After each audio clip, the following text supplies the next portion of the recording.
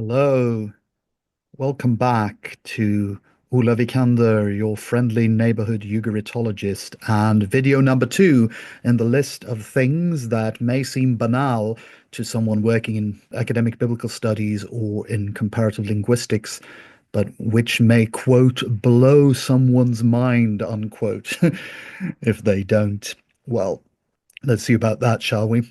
Anyway, number two on my list is the simple fact that to a biblical scholar, or well, any academic scholar of religion or philologist, the God of Israel, Adonai, YHWH, whatever we want to call him, and say Zeus, the Greek god, are epistemologically equal.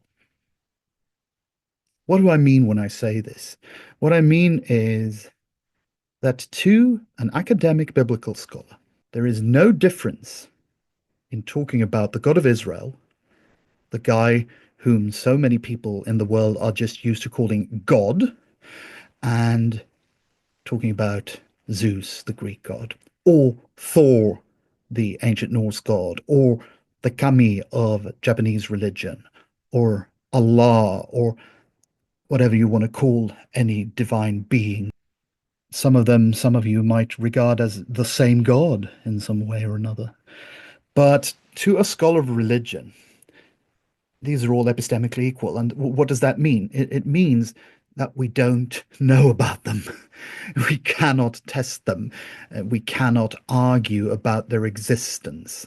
There is literally no difference between a pagan god and the Israelite God.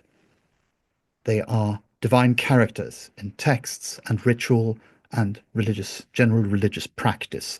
They are powers invoked, powers that people have regarded themselves as having been in contact with in one way or another. And this goes for Adonai, this goes for Zeus, this goes for Thor, this goes for, well, Tarchunnas, the Hittite storm god, or any god really, Ishtar. There is no difference. And this is something that, again, really should be banal. It really should be banal. There is no such thing as a false god to a biblical scholar. Neither is there a true God, at least not while you are a scholar. I mean, there are lots of biblical scholars who are practicing Christians or Jews or whatever, but when they argue as scholars, they must methodologically regard the God of Israel as epistemologically identical with Zeus. They are characters. They are characters to whom divine agency is attributed. But still, they are characters. Characters in a drama, characters in a literary text, characters in a prayer.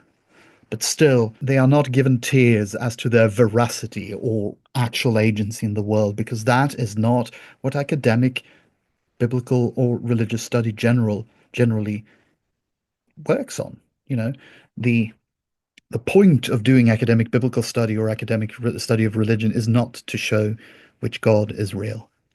It really isn't. And again, this is super banal, but to some people it may come as a surprise in a way, because sometimes you see people online, arguing about serious biblical study, and they still say things like, the false gods or the false gods of the nations. No, no, no, no, no. If you're doing historical critical biblical study, there is no such thing. There are divine characters. And that goes for the God of Israel as well as any other God. And also the question of whether or not the God of Israel and the Islamic Allah and the Christian triune God are the same. I mean, are they? Well, that depends on what you mean. The knee-jerk, perhaps fundamentalist answer is, of course they're not. There are huge differences between them. They are different divine beings, or rather, one of them is divine and the other are demons or nothing at all. Or something. That's the first level.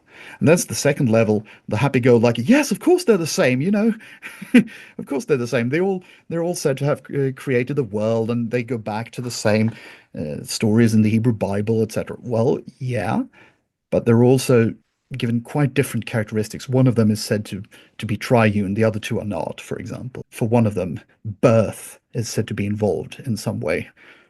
For the others, very much not, etc., etc. Whether or not two gods, or divine characters, I should say, are the same in some way is something that could be answered from many different perspectives. And you can see this being negotiated and discussed already in antiquity. There's a great book by Mark Smith called God in Translation, which deals exactly with this, the way in which ancient peoples of the ancient Near East discussed which of their gods across cultural borders were in some way thought to be identical. And that had to do mostly with function, actually, very often. The storm gods that killed serpents, for example, like the Israelite god. Yes, he was a storm god who was thought to kill a serpent. We'll get back to that, probably. And Baal at Ugarit was a storm god who was thought to kill a serpent. And Tarhunas in the Hittite Empire, for example, and some of these gods could sort of be translated into each other. Not all of them. The Israelite god was removed from the translation scheme, which was a part of asserting pride in one's own god, etc. So that's one thing, ancient peoples identifying gods with one another based on function. And that's something that went on in antiquity. And that's really interesting because it shows a sort of proto history of religion in a way that, people really thought of gods in the ancient Near East in terms of what they did, what areas of the world they were thought to affect. We can see this today, people from different religions sort of subjectively translating, as it were, divine figures into equivalents in other religions as to express the same thing. This is something that goes on today. And then there's the second level where it's a matter of saying these gods are the same because they have the same historical background. That is, the ideas about them have the same historical background. This is where we find the case of the Israelite God of the Old Testament or the Hebrew Bible, and Allah of Islam, and the triune Christian God, because the latter two most certainly historically derive, quote unquote, from the former. Both the Christian scriptures and the Islamic scriptures regard themselves as being some sort of updating of what is said about the Israelite God in the Hebrew Bible. So that we can see an actual historical development, that this historical figure, this historical divine figure, and historical not in the sense of necessarily having existed, but in the sense of being discussed in sources from history, this same figure was rethought by various cultures and various religious currents. So in that sense, they are the same, even though very, very different things can be said about them. And this even goes for within the specific religion itself. I mean, just if you look at the Hebrew Bible, the imagery attributed to the God of Israel, to Adonai, to YHWH, varies tremendously. I mean, you can find a wisdom teacher, you can find a chaos battler, you can find a king. King is actually one of the most common ones. We'll return to that later on in the series. But he does a lot of different stuff. And in what sense is it the same God? Well, that's up to the reader now, isn't it? So that's the first tier of identifying gods was, well, they do similar things. And the second one is they're actually historically connected. Of course, these aren't mutually exclusive. And then there's the third one, which is the most philosophical or actually theological one, saying that they are the same on a metaphysical level. That is, they are real, really the same in the most acute sense of real. They are the same in essence, saying that in the world of ideas, in the world of the true being, YHWH, the Israelite God, and Allah are actually words referring to the same entity or reality. And that, of course, is the most pristine version of the argument, saying that these three gods in this case are equal. The words Adonai, Theos, and Allah refer to the same being, the same metaphysical reality. But this is saying something much more than just saying that, like in the first tier I mentioned, that they have similar roles. So when people go around saying that, it's obvious that these gods are really the same, it doesn't hurt to ask oneself, what does the one saying that really, really imply? What is he or she implying?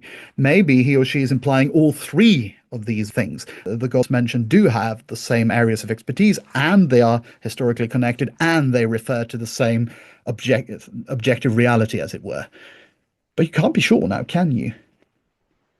saying that gods are the same. That can mean different things. And yeah, to a biblical scholar, there is no difference between the God of Israel and the Greek Zeus as far as reality goes. Simple and really obvious, but true. And remember, the texts we know today as the Bible read best in their original languages.